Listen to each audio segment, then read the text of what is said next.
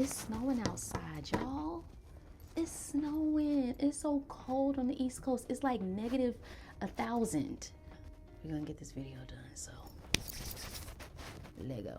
Hey everybody, and welcome back to another episode of Digging in the Crates, an archival and artful history series brought to you by the Melanated Archives. I'm Kendra Touche, or just Kendra. And today we're diving into the life of not one of, but my number one favorite actress of all time, Miss Diana Sands. Don't you forget it. I've been taking notes from a couple of YouTubers that I love, and I realized that y'all need to know about this woman. Aside from my personal draw to her story, sis made history several times over, was revered as one of the most exciting and powerful actresses of her time, and ultimately made the role she inhabited iconic for many generations to come, and yet and still very few know her name or her story. Now be prepared, because Diana Sands' journey was wild, layered, tragic, but certainly unforgettable. So let's go ahead and dig on in and pull out the Diana Sands file.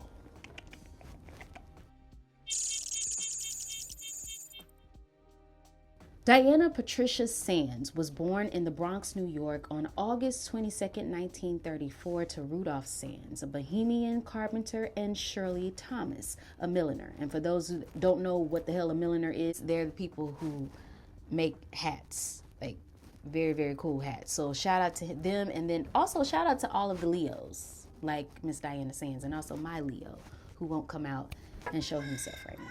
But anyways, back to the story. Diana Sands was the youngest of three siblings, full of New York City energy, artistic spirit, the baby of the family, who was bold and outgoing, a little different, but extremely active. Now, by high school, Diana was already standing out. She attended the High School of Performing Arts, now LaGuardia High School, where her classmates included Billy D. Williams and one of her lifelong best friends, Diane Carroll. Her first stage appearance was in a school production of George Bernard Shaw's Major Barber. And from that moment on, she was hooked. Now, after graduating in 1953, Diana toured as a dancer with the traveling production, befriending fellow actress and singer Josephine Premise. But theater kept calling her back, y'all. Every time she tried to leave, someone kept calling her back. And it did, and she came back to New York. She took on small roles off Broadway, like many actors do, in plays like An Evening with William Shakespeare and revivals of Shaw. Now, these early experiences gave her the stage and confidence and craft that would carry her all the way to Broadway. Little Diana from the Bronx was on her way to seeing her name in lights on the Great White Way, and it was just the beginning. Her big breakout role came in 1953 in Lorraine Hansberry's groundbreaking work, A Raisin in the Sun. Diana was cast as Beneatha Younger, a brilliant, headstrong, endlessly curious sister of Sidney Poitier's Walter Lee. Now, this wasn't just a role, it was a statement.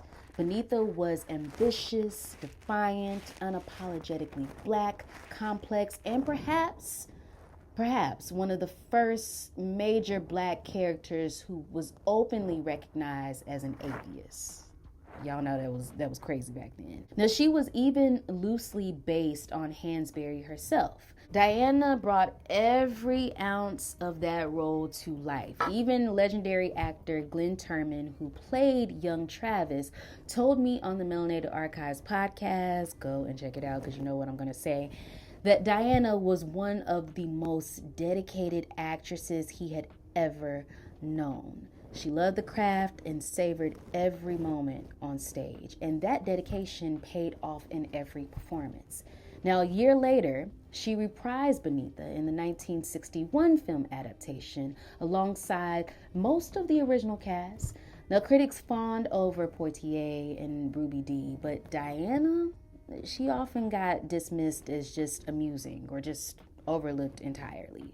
Yet anyone who watches the film today sees the truth that she defined Beneatha, creating a character that still resonates with people. And most black actresses I know have either played Beneatha, dreamt of playing her, or at least, at the very, very least, have her monologue memorized. And yes, that includes me. I'm guilty of that too.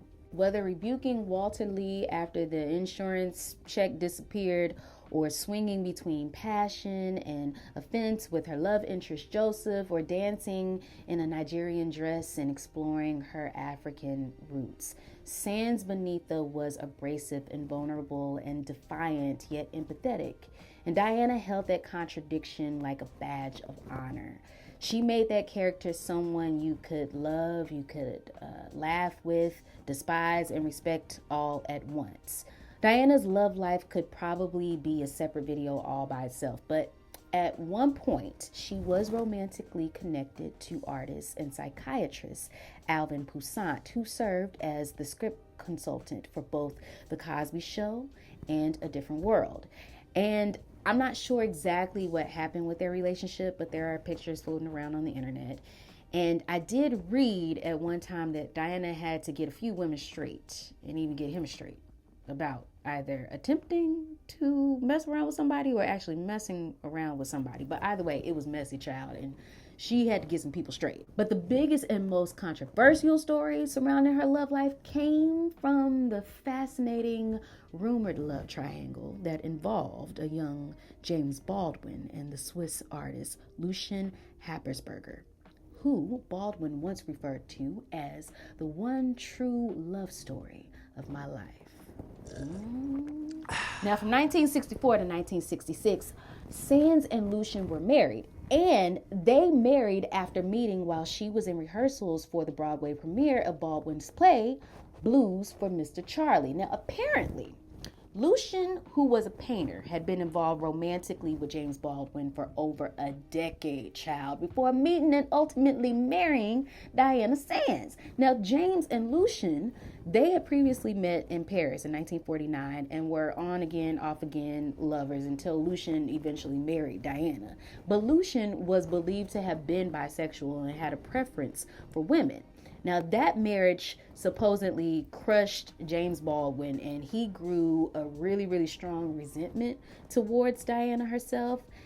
And while it wasn't explicitly known if Sis knew about her man with this man, their deep bond was noted within their close friendship circles. But something tells me that that's the reason why their marriage only lasted for 2 years. Because, I mean, you know, guess you better call Tyrone or Lucien in this instance. So yeah, it was messy. Now, even with her stage acclaim, Hollywood didn't always know what to do with her. They really didn't give a damn. And in the late 60s and early 70s, Diana's best friend, Diahann Carroll, had just broken barrier as the first African American actress to star in an American television show. Now, Carroll tried multiple times to get Diana booked, but the producers often played that "I don't know her," card, or they basically tried to pigeonhole her as just a theatrical actress. Now, eventually, Carroll succeeded. Diana joined the show as cousin Sarah Porter, Carroll's excitable cousin trying to make it in LA as an actress. And Sands' film career, though brief, was brilliant as well, and most definitely ahead of its time. Now, she starred in standout projects back to back to back, basically, within a matter of just like 3 or 4 years. She went from The Landlord, which was a 1970 film. Diana played a Brooklyn hairdresser who sneaks off and has an affair and then a baby with her white landlord. Child, that movie is a mess. You gotta go watch it. And then she starred in Georgia, Georgia, which was a 1972 film, and it was actually written by Maya Angelou and was the first known screenplay by a Black woman. Diana played a singer wrestling with like manic mental health issues and love and fame and racial politics in Europe. Her performance was crazy good, and the ending of this film is haunting and layered. You got to go check it out because it's available here on YouTube, but only after you finish watching this video so you know what's going on. Do that. Then there was Honey Baby, Honey Baby in 1974. And this film was filmed in Lebanon while Diana was actually battling cancer. Now, she completed every scene and did the majority of her own stunts between doctor's visits. And who can forget Willie Dynamite, 1974, one of the first films to usher in the blaxploitation era. Now, Sands starred as a social worker, guiding Roscoe Orman's flamboyant pimp character Willie Dynamite to a life of less crime while saving his hoes from the streets, because she was a social worker in the film. And Diana brought a depth to a genre often dominated by sensationalism, something that few blaxploitation films actually did. And then there was Claudine, written specifically for Diana Sands. The character was a Harlem mother navigating love, welfare, and resilience, but after falling ill during the first week of filming, she was forced to step aside. But she insisted that her best friend, Diane Carroll, take on the role, helping her earn her only Academy Award nomination, one last act of generosity, and as Miss Carroll would later say in interviews, true friendship. But let's talk a little bit more about her advocacy. Now, Diana wasn't just an actress, she was a trailblazer for change. She helped to co-fund Third World Cinema alongside Ossie Davis and others, which was a minority-controlled company producing films by and for Black and Puerto Rican artists. Their mission was simple but revolutionary: train minority talent, tell authentic stories, and expand opportunities. Diana's last film, Honey Baby, Honey Baby, was produced under this banner, showing her commitment to representation and community until the very end. If you go back and you watch my very first YouTube video, you can find out more information about that company and all of the wonderful things that they did in their short time of existence. Now, offstage, Diana's generosity knew no limits as well. While Sands had no children of her own, she loved them and took care of plenty of them. She co-founded the Diana Sands babysitting service with her mother and a friend, providing safe, qualified care for New York families, Black or white. She was warm, thoughtful, and extremely creative. And later, love found her once again. She was engaged to filmmaker Kurt Baker, one of the few Black cameramen working behind the scenes on major motion pictures at that time. The two met while filming the show The Landlord and reconnected and fell in love a few years later on the set of Honey Baby, Honey Baby. She lived fiercely. She supported so many people, making space for them to succeed in every sector of the industry. Even Melvin Van Peebles, speaking after her death, called her beautiful people, supportive of Black people trying to work in this business. And that brings us to her legacy and impact. She had her own barriers to break, and she did it fast. Diana Sands became the first Black woman to take on roles traditionally written for white actresses. From The Owl and the Pussycat on Broadway to St. Joan, she proved that Black actors could own fully realized complex characters without being pigeonholed or typecast. Actresses that we admire today, like Debbie Allen, Kimberly Lee, Sanaa Lathan, Anika Noni Rose, all owe a debt to her trailblazing work. But sadly, Diana Sands didn't live to see the full impact of her legacy. On September 21st, 1973, she passed away from leiomyosarcoma, a rare and aggressive muscle cancer, at just 39 years old. She had first noticed stomach pains and unexplained weight loss, but after years of back-to-back projects and constant travel, she had retreated to her Upper West Side apartment, which she shared with her fiancé, Kurt Baker. From there, the stints in hospitals got longer until her body just ultimately gave out. Her funeral was private, and though friends and colleagues were aware she had been ill, many had no idea how bad off she was.